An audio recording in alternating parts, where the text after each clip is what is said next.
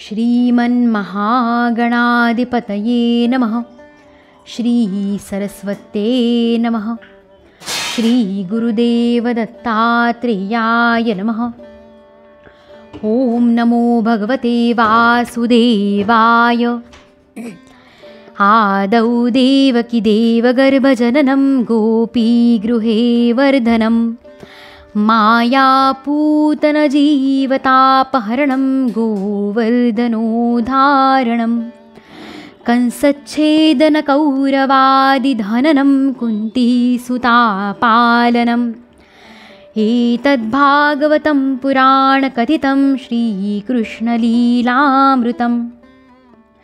श्री श्री सद्गुरवे नमः। हृदयान्तरी वसेतु श्री गुरुमाऊली। वरदहस्तधर मम शिरी तव प्रेमलाभो जन्म जन्मान्तरी।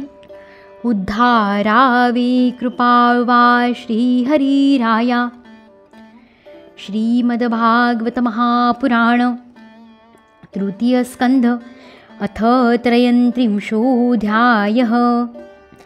देवहूतीला तत्वज्ञान आणि मोक्षपदाची प्राप्ती। मैत्रेय म्हणतात, श्री कपिलांचा हा उपदेश ऐकून कर्दमांची प्रिय पत्नी देवहूतीचा मोहाचा पडदा दूर झाला आणि तिने सांख्य तत्वज्ञानाचे प्रवर्तक असलेल्या श्री कपिलांना प्रणाम केला आणि ती त्यांची स्तुती करू लागली। देवहूती म्हणाली, ज्यांच्या नाभिकमलातून ब्रह्मदेव प्रकट झाले त्यांनीही प्रलयकालीन जलात शयन करणाऱ्या आपल्या पंचभूते, इंद्रिये, शब्दादी विषय आणि मन यांनी युक्त सत्वादी गुणमय कार्य व कारण अशा दोन्हींचे बीज असणाऱ्या आपल्या व्यक्त स्वरूपाचे केवळ चिंतन केले होते, ते प्रत्यक्ष पाहिले नव्हते। आपण निष्क्रिय सत्यसंकल्प संपूर्ण जीवांचे प्रभू तसेच हजारो अचिंत्य शक्तींनी संपन्न आहात। आपल्या शक्तीला गुणप्रवाह रूपाने ब्रह्मादी अनंत मूर्तीमध्ये विभक्त करून त्यांच्याद्वारा आपण स्वतःच विश्वाची उत्पत्ती इत्यादी करीत आहात। नाथ, प्रलय काळ आल्यावर ज्यांच्या पोटात हे सारे विश्व लीन होऊन जाते आणि जे कल्पांताच्या वेळी मायामय बालकाचे रूप धारण करून आपल्या पायाचा अंगठा चोखीत एकटेच वटवृक्षाच्या पानावर शयन करतात, त्या तुम्हाला मी गर्भामध्ये कसे काय धारण केले, ही आपलीच माया नव्हे का? हे विभो, आपण पापी लोकांना शासन आणि आज्ञाधारक भक्तांचे कल्याण करण्यासाठी स्वेच्छेने देह धारण करता, म्हणून जसे त्यासाठी आपले वराह आदी अवतार झाले त्याचप्रमाणे हा कपिलावतार सुद्धा मुमुक्षुंना ज्ञानमार्ग दाखविण्यासाठी झाला आहे। हे भगवन, आपल्या नामाचे श्रवण कीर्तन करण्याने किंवा चुकून माकून आपल्याला नमस्कार अथवा आपले स्मरण करण्याने सुद्धा चांडा देखील तत्काळ सोमयागाला पात्र होऊ शकतो, तर मग आपले दर्शन घेण्याने मनुष्य कृतकृत्य होईल, यात काय शंका? ज्याच्या जिभेवर आपले नाव आहे तो चांडाळसुद्धा यामुळे श्रेष्ठ होय। जे श्रेष्ठ पुरुष आपल्या नामाचे उच्चारण करतात त्यांनी तप, हवन, तीर्थस्नान, सदाचार पालन आणि वेदाध्ययन असे सर्व काही केले असे समजावे।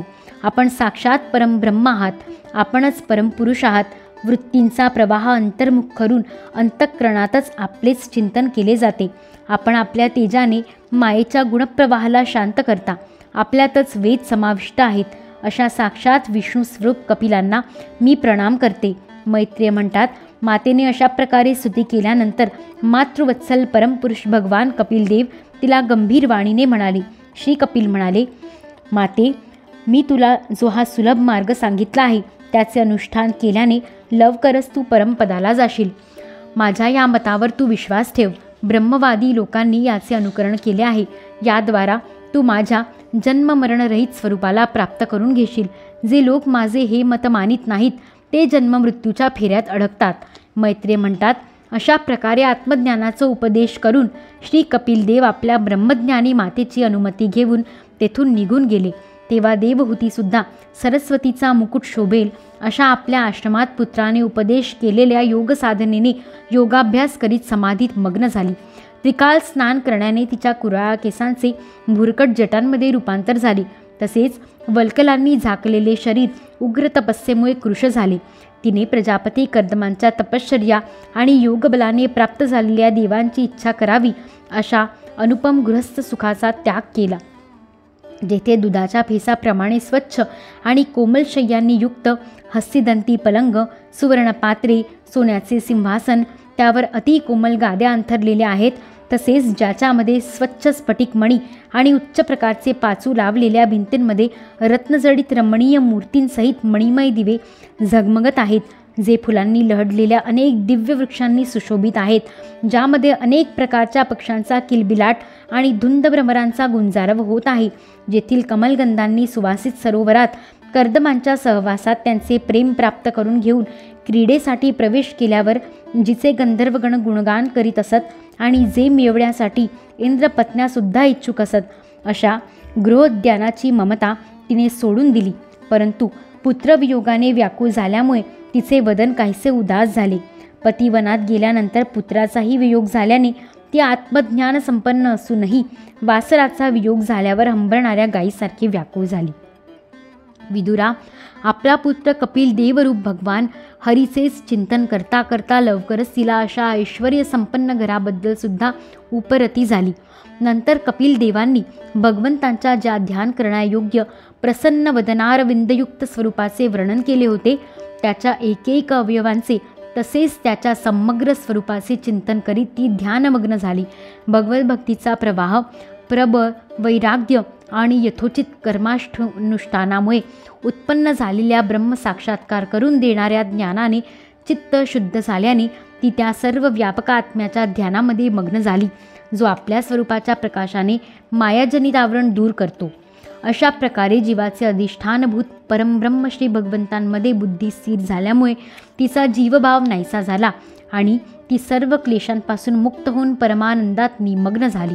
आता निरंतर समाधीस्थ राहिल्या कारणाने तिचा विषयांच्या खरेपणाबद्दलचा भ्रम नाहीसा झाला आणि तिला आपल्या शरीराची सुद्धा शुद्ध राहिली नाही. जशी जागा झालेल्या माणसाला आपण स्वप्नात पाहिलेल्या शरीराची शुद्ध राहत नाही, तिच्या शरीराचे पोषणसुद्धा दुसऱ्यांकडूनच होत होते, परंतु कोणत्याही प्रकारचे मानसिक क्लेश नसल्याने शरीर दुर्बळ झाले नाही. तिचे तेज आणखीनच वाढले, परंतु ते धुळीने माखल्यामुळे धुराने व्याप्त अग्नीप्रमाणे दिसू लागले. तिचे केस अस्ताव्यस्त विखुरले आणि वस्त्रही गाळले, परंतु नेहमी श्री भगवंतांमध्ये चित्त लागून राहिल्यामुळे तिला आपल्या तपोयोगमय शरीराचे काहीच शुद्ध राहिली नाही, केवळ प्रारब्धच त्याचे रक्षण करीत होते. अशा प्रकारे देवहूतीने कपिलांनी सांगितलेल्या मार्गाने थोड्याच दिवसात नित्यमुक्त परमात्म स्वरूप श्री भगवंतांना प्राप्त करून घेतले. वीरवर ज्या स्थानावर तिला सिद्धी प्राप्त झाली ते परमपवित्र क्षेत्र त्रैलोक्यात सिद्धपद, सिद्धपूर नावाने प्रख्यात झाले. विदुरा, योग साधनेने तिच्या शरीराचा सर्व मळ नाहीसा झाला आणि एका नदीच्या रूपात परिणत झाला. तीच सिद्धगणांकडून सेवन केली जाणारी आणि सर्व प्रकारच्या सिद्धी देणारी श्रेष्ठ नदी ठरली. महायोगी भगवान कपिलसुद्धा मातेची आज्ञा घेऊन पित्याच्या आश्रमातून ईशान्य दिशेकडे निघून गेले. तेथे स्वतः समुद्राने त्यांचे पूजन करून त्यांना स्थान दिले. ते तिन्ही लोकांना शांती प्रदान करण्यासाठी योग मार्गाचा अवलंब करून समाधीमध्ये स्थिर झाले. सिद्ध, चारण, गंधर्व, मुनी आणि अप्सरागण त्यांची स्तुती करतात. तसेच सांख्याचार्यसुद्धा त्यांचे सर्व प्रकारे स्तवन करीत असतात. हे निष्पाप विदुरा, तू विचारल्यावरून तुला हा कपिल आणि देवहूतीचा परमपवित्र संवाद ऐकविला. हे कपिलदेवांचे मत अध्यात्मयोगाचे गूढ रहस्य आहे. जो पुरुष याचे श्रवण किंवा वर्णन करतो तो भगवान गरुडध्वजांच्या भक्तीने युक्त होऊन लवकरच श्रीहरींच्या चरणारविंदांना प्राप्त करून घेतो. अध्याय 33 समाप्त. इति श्रीमद्भागवते महापुराणे वैयासिक्यामष्टादशसाहस्राव्या पारमहंस्या संहितायां तृतीयस्कन्धे कापिलेयोपाख्याने 33 इति तृतीयः स्कन्धः समाप्तः. हरि ओं तत्सत्. यदक्षरपदभ्रष्टं मात्राहीनं तु यद्भवेत् तत्सर्वं क्षम्यतां देव नारायण नमोऽस्तुते. मन्त्रहीनं क्रियाहीनं भक्तिहीनं सुरेश्वर यत्कृतं तु मया कर्म परिपूर्णं तदस्तु मे. भवे भवे यथा भक्तिः पादयोस्तव जायते तथा कुरुष्व देवेश नाथ स्वं नो यतः प्रभो नाम संकीर्तनं यस्य सर्वपापप्रणाशनं प्रणामो दुःखशमनस्तं नमामि हरिं परं त्वदीयं वस्तु गोविन्द तुभ्यमेव समर्पये तेन त्वदाङ्घ्रिकमले रतिं मे यच्छ शाश्वतीं श्रीकृष्णार्पणमस्तु। जयी स्थळी सर्वहि वस्तु माजी व्यापूनिराहे चितयासि राजी जो ठेवी भावे नरहो कृतार्थ तो पूर्ण आनंद गुरु समर्थ श्री सद्गुरु चरणारविंदार्पणमस्तु।